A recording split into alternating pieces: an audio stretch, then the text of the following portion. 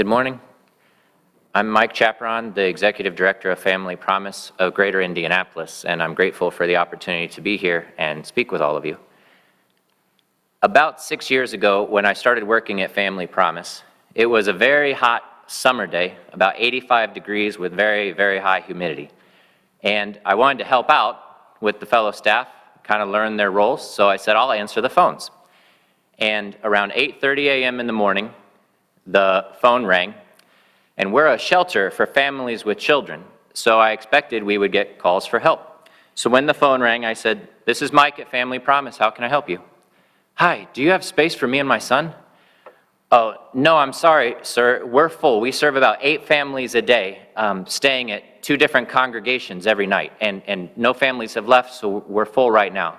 You could call 211 for other options, though." 211 is like 911 for social services. He said, "Okay, thanks." Phone immediately rang again. "Mike, Family Promise, how can I help you?" "Do you have space for me and my husband? We have 2 kids with us." "Oh, no, I'm sorry, we're full, but you could try 211 for other options." "Okay, thanks." Rang again. "Hi, do you have, you a shelter?" "Yeah, we're a shelter, yes." "Do you have space in your shelter?" I'm actually calling you from Shelbyville. I was going by the library this morning and I saw a mom with 2 kids outside the library and I wondered why they were sitting on the sidewalk. So I asked them. It turns out they're homeless. "I don't think we have any shelters down here, so I'm willing to get them to Indy, but do you have a space?" "Oh, no, I'm sorry, we're full. You sure you don't have shelters in Shelbyville?" Not that I know of." You could try 211, though. There might be other shelters in Indy that do have a space, and 211 statewide, so I'm sure they would know better than I do. I'm sorry." "Oh, okay, thanks." About 10 more families called. In the next half hour, turned them all away. And then a call came that I won't forget. "Hi, do you have space?" "No, I'm sorry, we're full. You could try 211. I've tried 211. I've tried Dayspring Shelter. I've tried Holy Family Shelter. I've been trying you for 3 weeks. I'm sleeping with my baby in my brother's attic." "I'm so sorry. Do you know how hot it gets in an attic? She's not sleeping."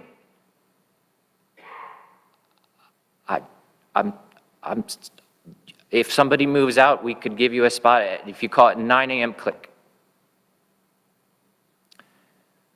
Shelters all across Indy do this every day and have for the 6 years that I've worked at Family Promise. And we have the same shelter capacity as other cities, big cities across the nation. So why do we turn so many families away in Indy? And in 2016, the first study was done across all cities in the nation that showed eviction rates and eviction totals. And Indianapolis, well, let me tell you this, the #1 city for evictions in the nation, totals, not per capita, but totals, is New York City. With 9 million people, that'd be expected. #2, Indianapolis. Indianapolis, more than Chicago, Los Angeles, and even Topeka combined. We have more evictions then. So who are these families that call for shelter? And why?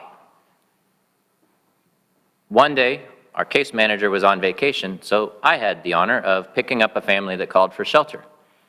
And I want to share with you her story because she couldn't be here today. She was finally stable with her 3 kids, a 9-year-old boy, an 8-year-old boy, and a 5-year-old girl, because they had gotten into public housing about 3 or 4 years ago.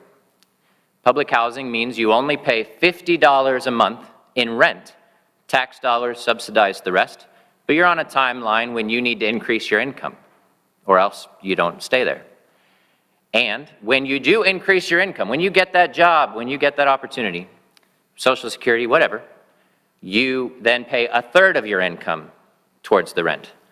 So she knew she was on a timeline, and she got into public housing, and her kids had a bedroom. She had a different bedroom. She was starting to try to work towards furniture and everything else. And she got a job at a warehouse that made ball caps, Lids, a big Indianapolis company. If you've ever been to a mall, you might have bought a Colts hat or something 10 years ago for the Super Bowl from Lids, a wonderful store.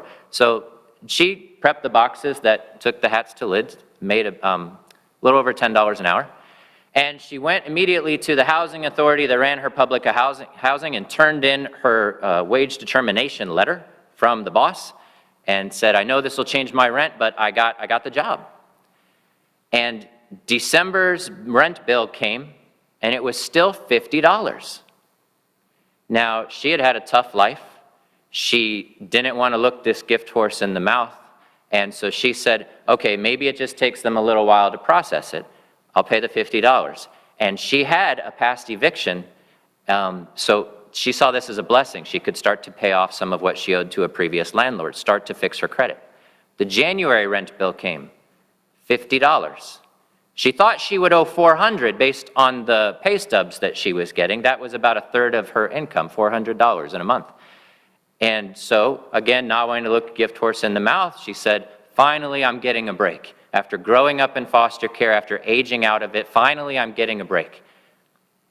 February rent bill came, $50. Should she have called the leasing office? Certainly. Should the leasing office have also processed her form? Certainly. A lot of should-haves, a lot of blame.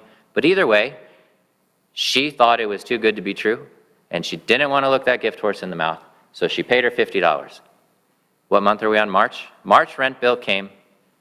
She owed $1,200 plus the $400 for that month. $1,600 was due, and if she was late, there was a $100 late fee. And then if she was 2 weeks late, there was a $200 eviction filing fee added on top of that.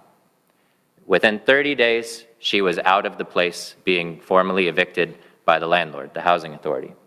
That began 9 months of her with now 2 past evictions, with now thousands owed to past landlords. That began her not being able to get approved anywhere for housing, really. It began her staying with friends all across Indianapolis, paying for a hotel when she could, trying to figure out how to get her kids to school. They were falling behind. And it creates a cycle that you see where now even the kids might grow up and the generational poverty continues because of that eviction from public housing when she thought she had a way ahead. She got into Family Promise. We picked her up. We helped negotiate with a landlord, and I'm proud to say that the first year after she got housing, she paid the rent every month and her kids had perfect attendance at school, including some extra tutoring to get them caught up. But nonprofits often say the success sides of the story because they want to fundraise, right? That's a pretty common thing. You need to share success stories. But the truth is, when you have 2 evictions on your record and you owe, even though you're paying them off, you owe thousands of dollars, you're not approved by any landlord, even with a shelter advocating for you. You're approved by the lower end of the totem pole, substandard housing landlords. There are bad actor tenants. There are also bad actor landlords that exist. We see them every day. And so this landlord where she was living had 3 full-time maintenance people for 800 apartment units that they ran, spread across 4 different areas of the city of Indianapolis. And that's pretty typical for what the families that we help get into.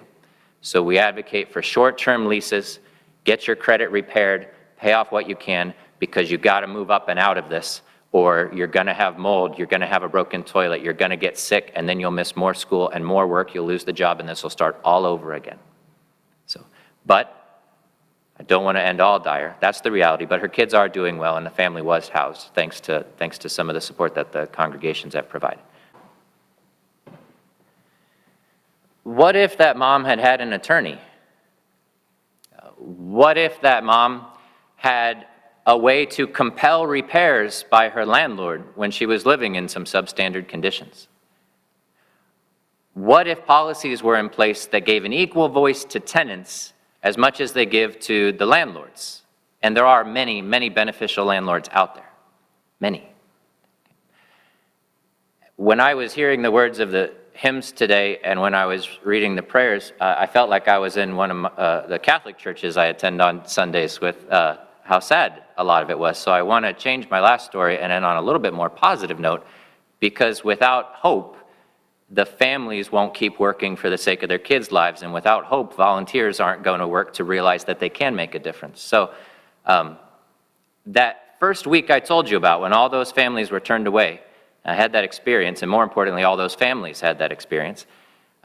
It was busy on a Friday afternoon, and at the day center where I work, the afternoon is almost intolerable. You have the phone ringing off the hook, the kids are coming back, getting off the school buses, the parents are coming back from work, everybody's getting bus passes for the weekend, making their plans, and then the congregation where the families stay that night is driving a van to come pick them up, and they might be headed to Witherspoon Presbyterian or Orchard Park Presbyterian or one of our many partners, including Irvington Presbyterian, where we are. And I was getting frustrated because the twins had spilled the crayons again, and right then the knock on the door, and a lady came into the front door, and she was wearing nurse's scrubs with a floral pattern, milk chocolate skin, straight hair about shoulder length, slender, stopped in the doorway, maybe 5.5 feet tall. I said, "Hi, can we help you?" She said, "Do you need any food donations?" I said, "Sure, why not? What, do you need help?" So we went to the car, me and my coworker Barb, and we helped her bring in 3 boxes of food. And we didn't give her the time we probably should have. She might have had a story, but so it was busy. She left and she stopped in the threshold of our front door, and she did not leave. She turned around, and I saw glassy eyes, and I said, I'm sorry, ma'am, is there something else that you needed? We're really grateful for the food." And she said, "I just wanted to let you know that you church folk saved my life." Obviously, I wasn't there when this happened, so I said, what's your story? And my coworker Barb, who's like a hug incarnate, just pretty much tackled her and sat her down. And we learned that a few years ago, she had gone through our shelter program, had stayed with Family Promise congregations like the ones I mentioned, like ones that you could start in your communities out there in Indiana, and maybe already have. There are many Family Promises or other shelter programs out there.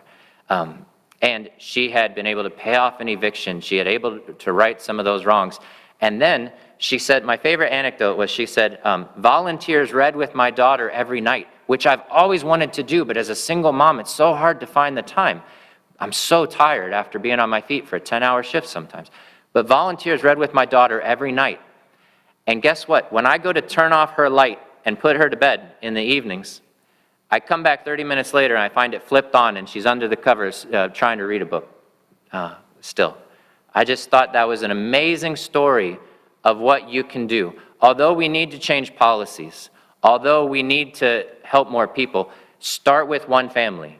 Please, start with the neighbor you see. Open your congregation's doors. Open your wallets to those families, not necessarily to the nonprofit sector, but however you can. Open your hearts and your own homes if you can. Just be open and try to replace judgment with compassion. And when you form those relationships, like many of our congregations have, when you form those relationships with people, you'll find the policies that we need to have in place to change the systems that have kept generational poverty occurring are much easier to change in a holistic way than by fighting at the State House. So with that, I thank you for this opportunity to be here, and I pray for all of you, and I hope that you would pray for us too. God bless you.